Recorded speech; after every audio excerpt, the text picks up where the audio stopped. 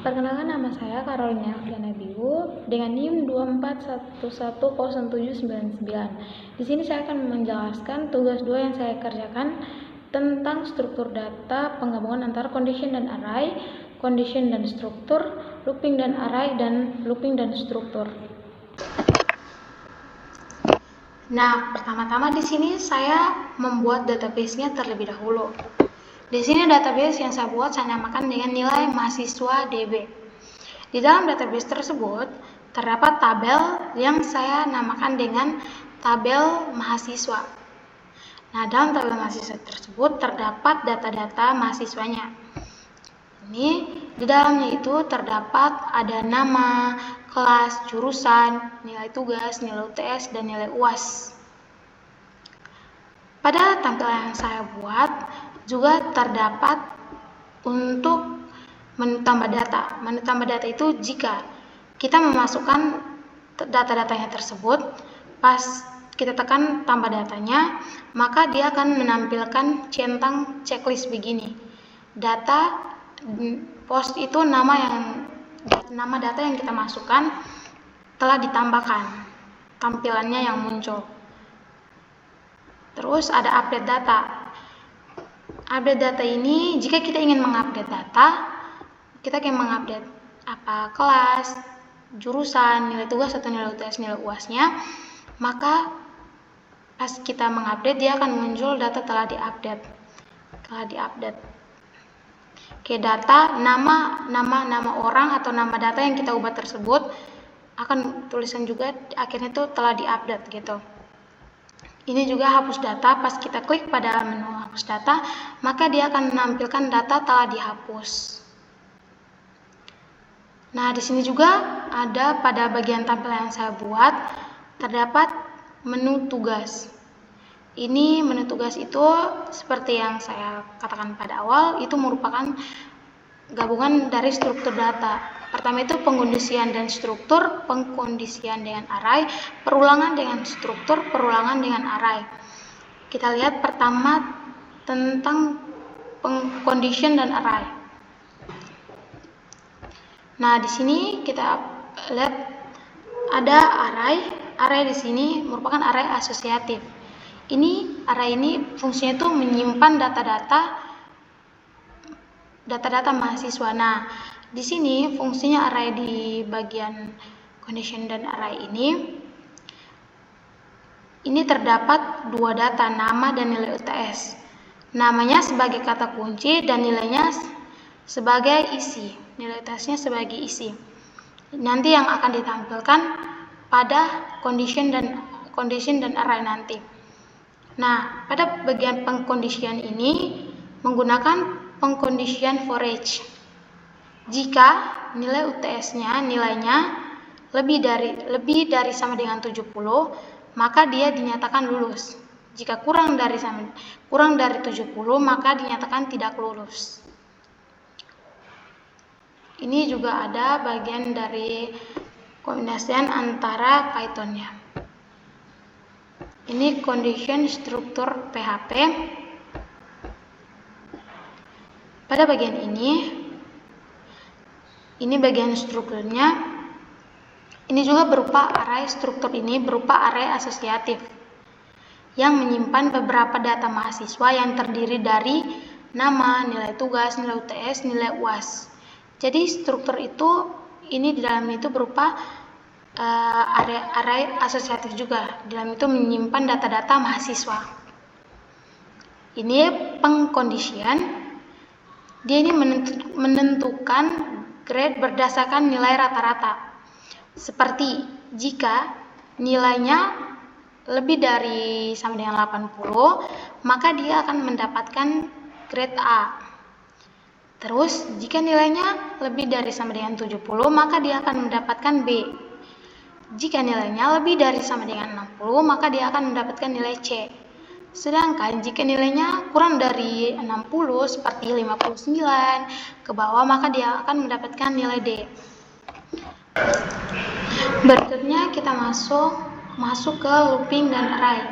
Pada looping dan array, bagian array ini maksudnya dalam suatu tabel area ini data dalam satu tabel itu terdapat ada nama, nilai tugas, nilai UTS, nilai UAS. Jadi dia juga menyimpan data-data mahasiswa yang akan ditampilkan nanti. Dan yang ditampilkan itu hanya terdiri dari nama, nilai tugas, dan nilai UTS tersebut.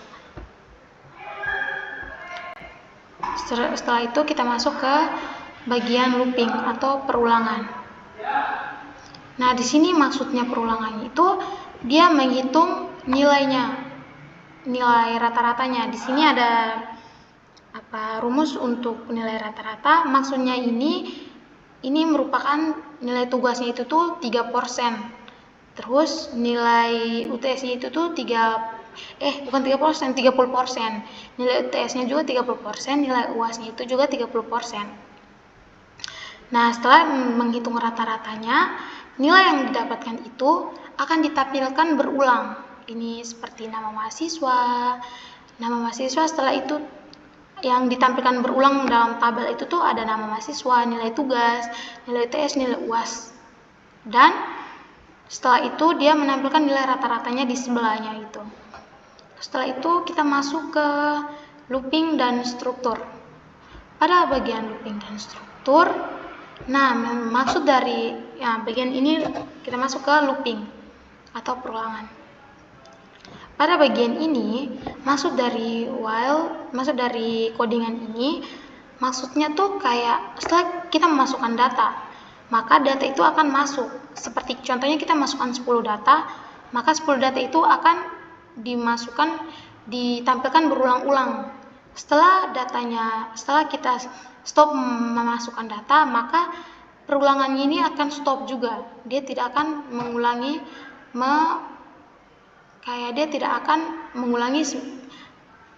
menampilkan data lagi. Datanya stop menampilkan. Kayak kita memasukkan data, terus datanya itu ditampilkan. Kita masukkan 10 data, maka 10 data yang akan ditampilkan. Jika kita stop menampilkan data, maka datanya tidak akan menampilkan lagi, dia stop bekerja. Gitu.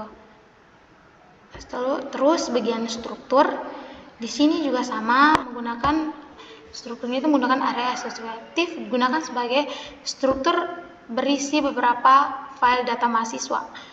Nah, di sini data mahasiswa ini yang sudah kita bahas tadi terdiri dari nama, kelas, nilai tugas, nilai UTS, dan nilai UAS.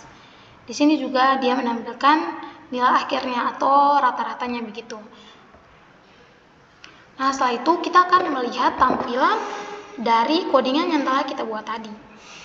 Nah, tadi kita sudah membuat codingannya. Sekarang kita akan melihat tampilannya. Ini tampilan dari codingan yang telah kita buat tadi. Sekarang kita akan coba memasukkan nama.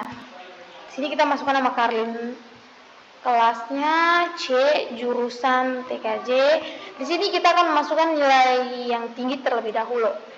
Nilainya di sini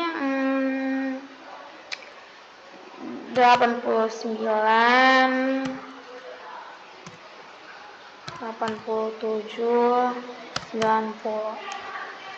Kita simpan. Nah, jika datanya sudah disimpan, datanya tadi kita isi semuanya lengkap, maka dia akan menampilkan data Karlin ditambahkan. Sebelum itu kita menambahkan data yang nilainya rendah. Di sini kita lihat. Di sini kita menamakan Kelvin. Dia kelas A, jurusan TKJ.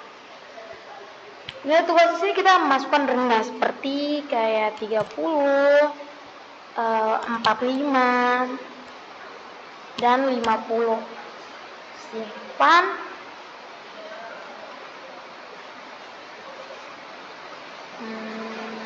Oke, sudah. Nah, sudah data ditambahkan. Kita akan mengecek nilai tugasnya atau fungsinya ini nih, ada pengkondisian dan struktur. Nah, sekarang kita akan cek nomor 1 terlebih dahulu. Nah, di sini kan tadi di codingan kita, kalau nilainya lebih dari 80, maka dia akan mendapat grade A. Kalau nilainya lebih dari 70 sama dengan, maka dia akan mendapat nilai B. Terus kalau nilainya lebih dari 60, maka dia akan mendapat nilai C. Kalau nilainya kurang dari 60, maka dia akan mendapat nilai D. Terus sekarang kita masuk ke yang kedua, form condition dan array. Nah, di sini tadi sudah, jika nilainya lebih dari 70, maka dia dinyatakan lulus. Nah, di sini si Carolina ini dengan si Elvin ini dia tidak lulus karena nilainya itu kurang dari 70. Sedangkan Budi dan Karin ini dia lulus karena nilainya itu lebih dari 70. Kita masuk berikutnya, perulangan dan struktur. Ini dia hanya pada codingan tadi kita perintahnya itu dia hanya menampilkan nama, kelas dan nilai akhir. Ini merupakan nilai rata-ratanya. Nah, pada bagian perulangan dan array dia menampilkan nama dan nilai akhirnya saja. Jadi begini saja teman-teman penjelasannya. Terima kasih.